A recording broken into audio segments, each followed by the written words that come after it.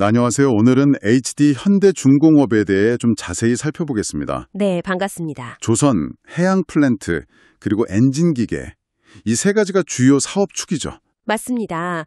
각각의 분야에서 또 강점을 가지고 있고요. 그럼 먼저 주력인 조선 부문부터 볼까요? 네, 역시 가장 큰 부분이죠. 탱커선이나 컨테이너선은 뭐 기본이고 기술력이 정말 중요한 LNG선, 또 군함까지 만드는 선박 종류가 아주 다양하더라고요. 그렇죠. 오랜 경험이랑 기술력이 일단 받쳐주고요.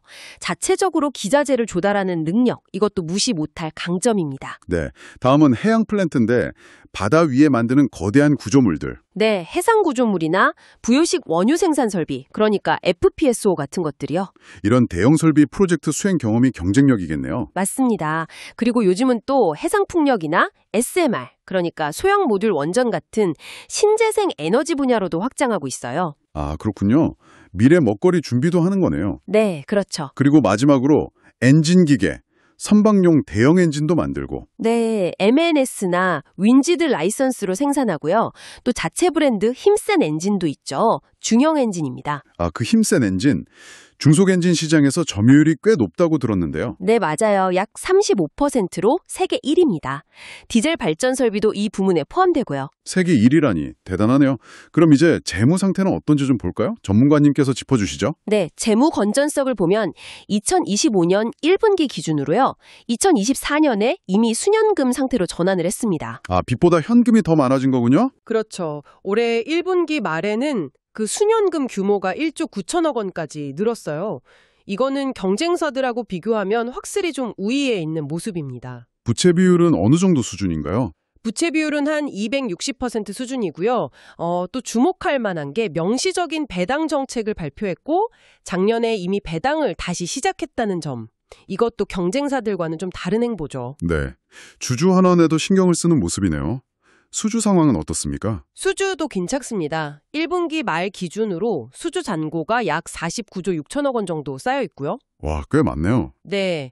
그리고 올해 4월까지만 해도 신규 수주액이 51억 5천만 달러 정도 됩니다.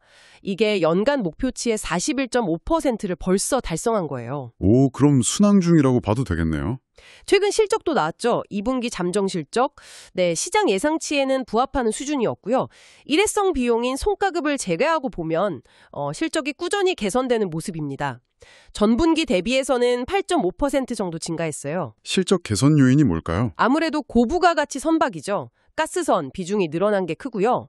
또 해양 부문에서 그 멕시코 트라이안 FPU나 오만 루야 프로젝트 매출이 본격적으로 인식되기 시작한 영향도 있습니다. 아, 해양 쪽 매출이 좀 받쳐주기 시작했군요. 네, 수주 분위기도 좀 긍정적인 신호들이 있는 것 같아요.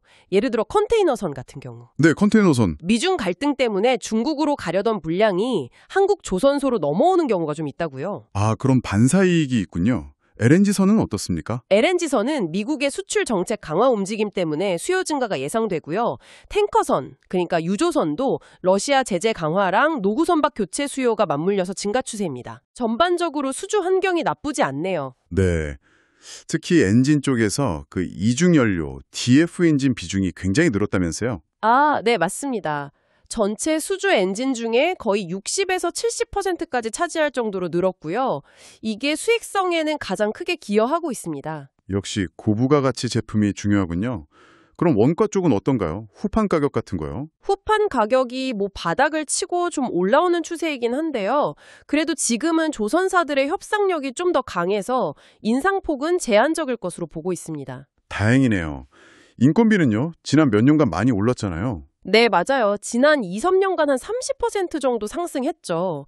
근데 최근에 건설 경기가 좀 위축되면서 인력 공급이 좀 안정화되는 추세입니다. 아, 그럼 인건비 부담은 조금 완화될 수 있겠군요. 최근 이슈들도 좀 짚어보죠. 국내에서는 KDDX 사업 경쟁이 치열하죠? 네, 한국형 차기 구축함 사업인데 수주 경쟁이 아주 뜨겁습니다. 해외 쪽에서는 미국과의 협력이 눈에 띄던데요. 헌팅턴 잉글스하고 MOU를 맺었다고요? 네, 미국 최대 방산 조선사죠. 이 MOU가 앞으로 미 해군 함정 관련 사업 협력에 발판이 될 수 있다는 점에서 상당히 의미가 있습니다. 미 해군 MRO 사업은 어떻게 되어가고 있나요? 함정 유지 보수 사업이요? 그건 작년에 미 해군과 함정정비 협약 MSRA 자격은 확보를 했어요. 국내 조선사 중에서는 가장 먼저죠. 네. 근데 아직 실제 수주 실적은 없습니다. 싱가포르 업체나 하나오션 같은 경쟁사들에게 좀 밀리고 있는 상황이고요. 군산조선소를 활용할 수 있다는 얘기도 나오긴 합니다. 그렇군요. 아직은 좀 지켜봐야겠네요. 그럼 이제 투자 관점에서 긍정적인 부분과 좀 유의해야 할 리스크를 정리해 볼까요?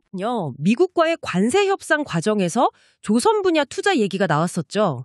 1,500억 달러 규모. 네, 그런 언급이 있었죠. 그리고 예상보다 해양 부문 실적이 좋게 나오고 있다는 점, 또 앞서 말씀드린 고부가 DF 엔진 수요가 계속 늘고 있다는 점도 긍정적입니다. 22년부터 25년까지 선가가 계속 올랐는데 이게 아직 실적에 다 반영이 안 됐다는 기대감도 있고요. 맞습니다. 그 선가 상승분이 반영되면 실적이 더 좋아질 수 있겠죠.